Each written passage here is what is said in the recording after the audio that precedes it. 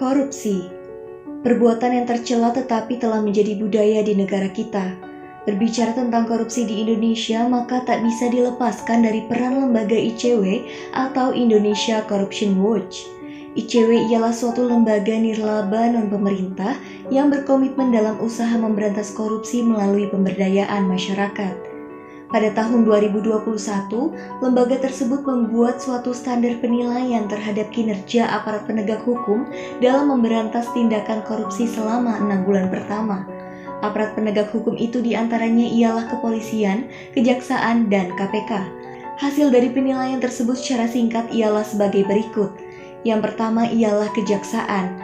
Lembaga tersebut menjadi instansi dengan nilai terbaik yakni nilai C. Di 6 bulan pertama 2021, Kejaksaan menangani 151 kasus dari target 285 kasus. Yang kedua ialah KPK. ICW memberikan nilai D kepada KPK yang menandakan kinerjanya buruk. Kinerja penindakan kasus korupsi KPK hanya 22% alias 13 kasus dari target sebanyak 60 kasus. Yang ketiga ialah kepolisian. Lembaga itu mendapatkan nilai terburuk yakni E. Kepolisian menargetkan penindakan kasus korupsi sebanyak 763 kasus, namun selama 6 bulan awal 2021 tersebut, kepolisian hanya menangani 45 kasus. Lalu, bagaimana respon masyarakat terhadap kinerja aparat dalam menindak kasus korupsi yang rasanya semakin buruk ini?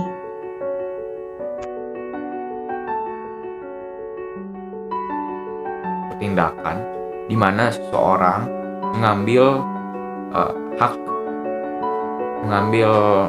milik orang lain, hak properti orang lain yang bukan haknya gitu. Tentu tahu dong terkait sama korupsi.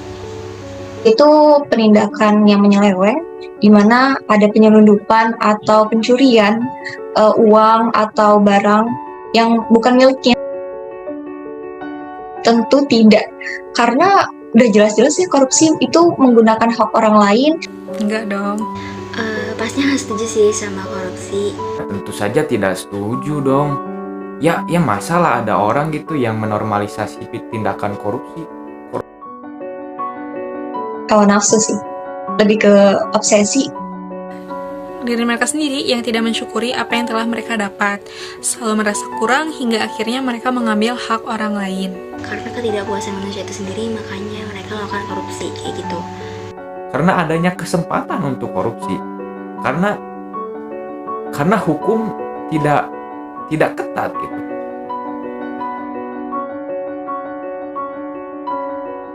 Tidak setuju.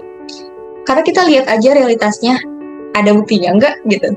Karena bahkan dengan hukuman sekian penjara berapa tahun gitu dan denda yang sekian miliar itu tidak membuat jerak gitu.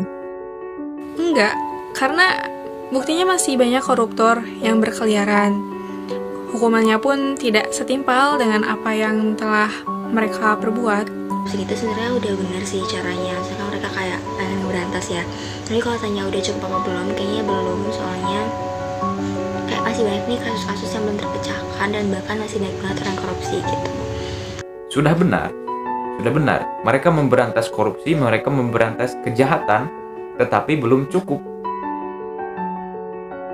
Hukuman mati. Menurut aku sih hukuman mati, karena kalau misalnya kita meningkatkan peraturan tertulis dan peraturan-peraturan meningkatkan hukuman penjara, aku rasa nggak akan buat jerak gitu. Menurut aku, cara memberantas korupsi itu hukumannya benar-benar nggak pandang bulu dan memberikan hukuman yang berat kepada koruptor sehingga mereka jera. Juga memberikan pengawasan lebih yang membuat mereka tidak bisa mendapatkan celah untuk korupsi.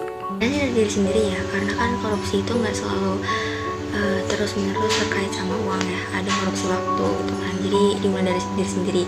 Nah tapi kalau misalkan dilihat dari cara umum nih, pastinya sih harus ada penegakan hukum yang lebih ketat ya, kayak gitu.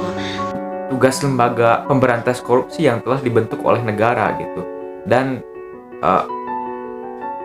orang-orang bisa berinisiatif gitu untuk membuat suatu lembaga swadaya masyarakat yang mengkontrol tindakan pemerintah, mengkontrol tindakan orang-orang yang mempunyai jabatan gitu.